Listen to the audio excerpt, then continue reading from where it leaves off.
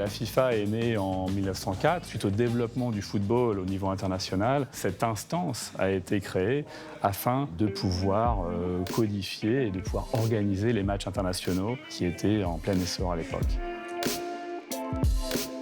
La première Coupe du Monde de la FIFA s'est déroulée en 1930 en Uruguay.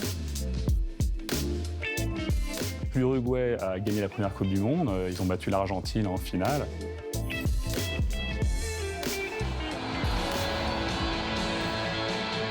Donc la dernière Coupe du Monde, avant la Deuxième Guerre mondiale, a eu lieu en 1938. La FIFA n'a pas pu exercer et organiser cette Coupe du Monde. Il a fallu attendre 1950 pour recommencer avec la Coupe du Monde au Brésil. Et là, la Coupe du Monde est devenue un phénomène mondial, global, suivi à l'époque à la radio, bien sûr, qu'il n'y avait pas la télévision. Un des ballons qui est resté bien sûr dans l'histoire est celui de 1970, nommé Telstar. Ce ballon a repris la forme et la couleur du satellite de radiodiffusion qui a permis la diffusion de la Coupe du Monde 1970 en couleur pour la première fois à travers le monde. Les règles du football association sont codifiées par un organisme qui s'appelle l'IFAB. On appelle communément le board, qui se réunit une fois par an. Les règles ont été modifiées à de nombreuses reprises. L'introduction de la barre transversale, des lignes sur le terrain qui ont évolué, les 3 remplacements au lieu de 2, les cartons rouges ainsi que la séance des pénaltys.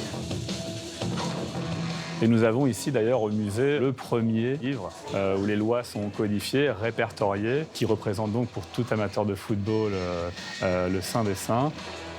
Cette année, l'une des décisions majeures de l'IFAB fut d'introduire l'arbitrage vidéo qui va être mis en place à la Coupe du Monde en Russie.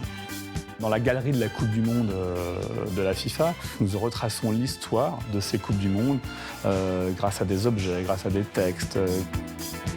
La vitrine de 1998 retrace la victoire de l'équipe de France. Nous avons le maillot de Zinedine Zidane de la demi-finale contre la Croatie, ainsi qu'une série de tickets originaux de l'époque.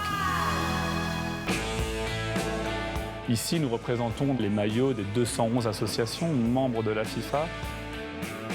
Ça représente toute la diversité du monde et de ce monde qui est uni en jouant au football.